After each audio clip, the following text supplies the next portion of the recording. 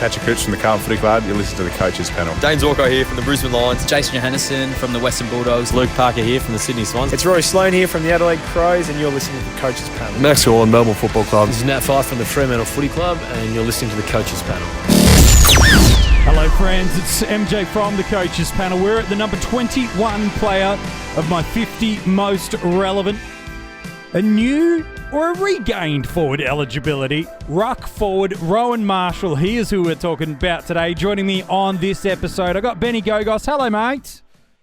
G'day, mate. Looking very excited to speaking about this young man. He's an absolute footy Goliath. So, yeah, it's going to be an interesting conversation. Yeah, I'm really fascinated to see about what he develops into, not just for this year, but over the coming few seasons. Last year, even with that ruck sharing role with Patrick Ryder, still some good scores in there. An average of 99, a top score of 99 in AFL Fantasy last year. That was against Carlton. Well, it was a 160 in SuperCoach. Some nice big ceiling through there. That's not even his best ever SuperCoach score. You've got to go back the year prior and add one more point. It was against the Tigers in 2019, while that same year his best ever AFL fantasy score. It's not as high as you think. Just a 126 against Port Adelaide. Across his averages last year, it was a 77.2 in DreamTeam. The gang at AFL Fantasy, their adjusted average for him because of the 1.25 multiplication to try to get it as close to real games as possible. It was a 96.25, while a 103.7 in SuperCoach. In that format, he's going to set you back just under 560k. It's just over 713,000, just over that marker in DT, while AFL Fantasy just under 740,000. And it was an interesting start to the year for the Saints, wasn't it, Ben? Look, ultimately, the year ended nicely with a finals appearance, the first time in many, many years. But with so many new players coming into that squad, it's not surprising that not only Marshall, but for so many other Saints, it took them a little bit of a while to find their feet. Absolutely, mate. The first few weeks he was learning, I guess, how to graft his game alongside Paddy Ryder's.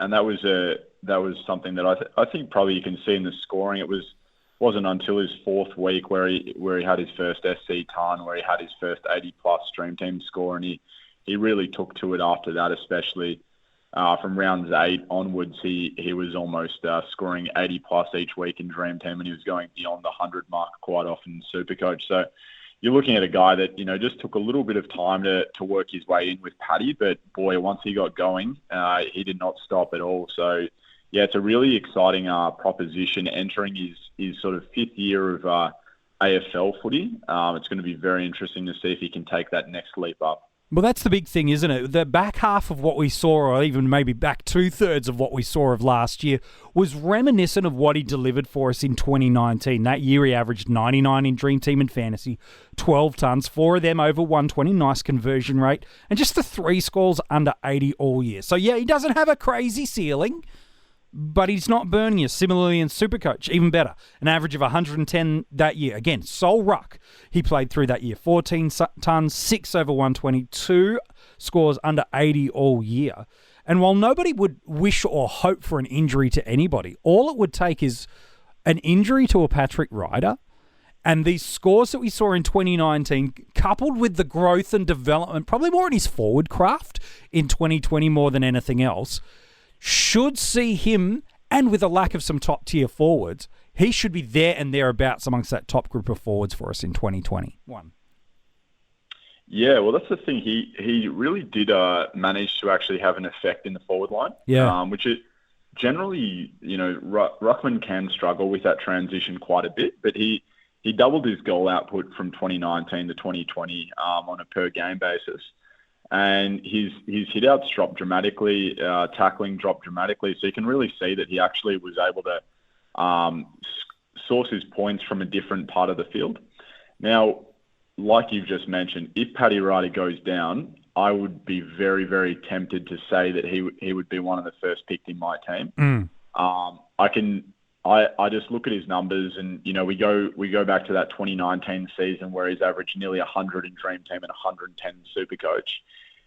He almost backs it up in reduced game time in 2020. Yeah. You've kind of got the feeling that there's another step for him to take. he's never been someone that's been hugely reliant on his hit-outs either, which is a very fascinating part of his game. Now, in 2019, he averaged nearly 18 touches, which is an elite for a ruckman. If he could almost be reminiscent of potentially like a younger sort of Dean Cox type version, someone who's going to be that extra midfielder for the club, maybe averaging around the 18 to 20 touches. But if he can progress at all in hit-outs, which typically does occur a little bit more in the second half of a ruckman's career, and maybe bump that number up to 30 or 35, then you're seeing that extra maybe 7 or 10 points, which gets him from that around that 100 marker to potentially the 110 in Dream Team, and who knows what the possibilities are in SuperCoach. Yeah, and look, one of the great things he's got going for him that many other forwards don't have available for SuperCoach is that hit out to advantage. That's going to be a huge scoring thing. I don't think we're going to see the heavy weightiness that we saw a lot of rucks score really strongly last year for us, maybe more than ever before. That's one of the certain factors that he delivered an average last year over a ton yet again. But I think you can balance that out with longer quarters, less rotations. More likely, I believe, that rotational split between him, ruck and forward, should Ryder be fit and healthy. I think it starts to lean a little bit more towards Marshall across the game. Yes, Ryder was really influential deep into their finals opportunities. But for me, Patrick Ryder came for one simple reason. I think there's two, but one big one. The main one is to protect Max King. For me, that was the big one. He was coming off an ACL. The club invested a high pick into him. They know they're going to build him for a really long time in their career. The addition of Ryder to that team was all about protecting Max King to get fully fit and healthy, trust in his body so that in time, he's also able to play that relief ruck role and not have to play that. So I think that's one. And then I think the second to go with that, additionally linked, was just around, well, we needed another tall with the departure of Josh Bruce that would play that thing. So I think that's where it is. But you mentioned that great point, Ben. He hits all those key scoring markers we need to see from a player that, yes, he's forward eligible, but he's really a ruckman. He impacts the game through hit-outs. He impacts the game around the ground, and then when he's not playing in the ruck, he's genuinely a threat inside forward 50. Yeah, he ticks a heap of boxes. He really, really does. Now, the comparisons, we can probably get a little bit wild with or enthusiastic with the comparisons, but that's 17 touches per game in 2019. That in a third season of football, that is incredible stuff. And I just look at that figure and I'm thinking to myself, we're looking at a 20-plus possession ruckman when he's hitting his peak. Yeah. He clearly is hitting his peak typically faster than the average ruckman out there. And, yeah, I would be slightly amused if at the end of his career he hasn't had a Dream Team season of 110. Yeah. Now, when that occurs is the million-dollar question, obviously, but if Paddy went down, like I've sort of mentioned to you, I'd be very, very excited. I can see, like you just mentioned, I can see Paddy having a reduced role in 2021 as well. So it'll be very interesting, MJ, to look at the team sheets come round one of the season as well. But he would be a fine pick. He would be a fantastic and exciting pick, even with Paddy in the lineup. You just got that added boost of if something happens to Paddy and he and Rowan's able to get a little bit more ruck time, the scoring, I think, is ready to go off the charts. Yeah, I really like Rowan Marshall. I think a lot of people are discounting him, maybe even at their peril of going, but Ryder's still there. But remember, what did he score? He still averaged a ton in SuperCoach last year. And adjusted averages are dangerous to imply that they would have reached a certain score, but still to get 77.2 off those shortened quarters means he's not getting anywhere lower than that.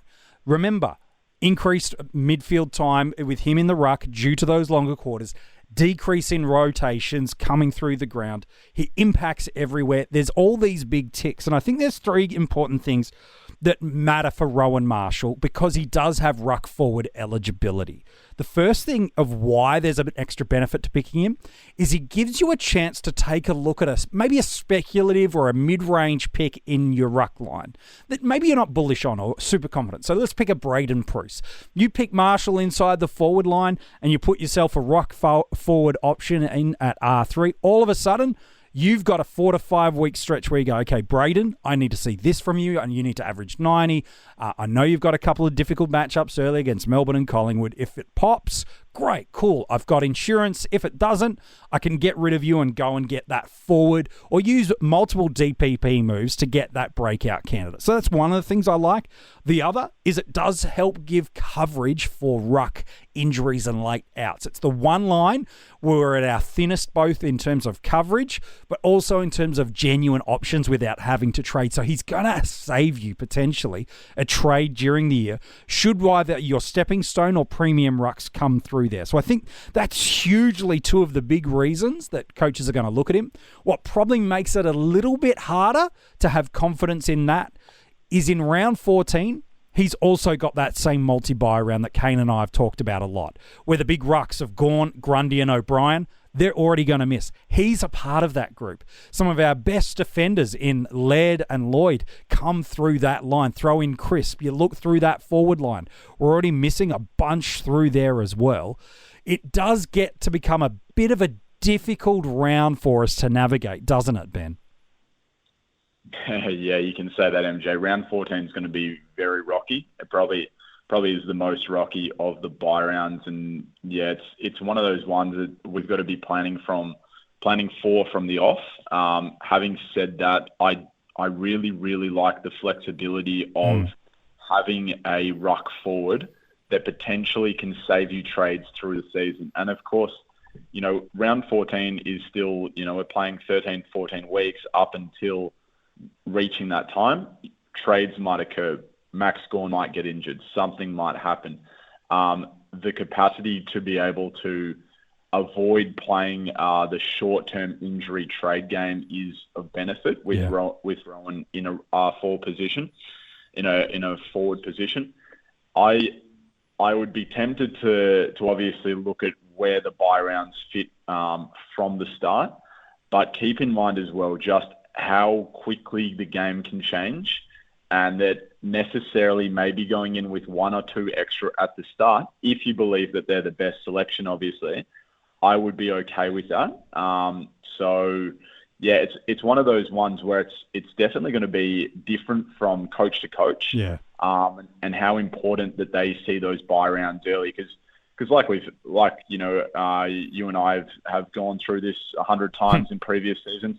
You might have made 20 plus trades up until that point. Yeah. A few of the round 14 guys. So whilst, I would absolutely be planning for them from day one, I would be okay with the idea of being a little bit stacked there, thinking that things will change. And if they don't, well, then you've had a blessed run anyway, and you should be in a really good position to combat that round 14. Yeah, no, it's an interesting perspective. Look, for me, I think he's relevant across all formats, regardless of rider.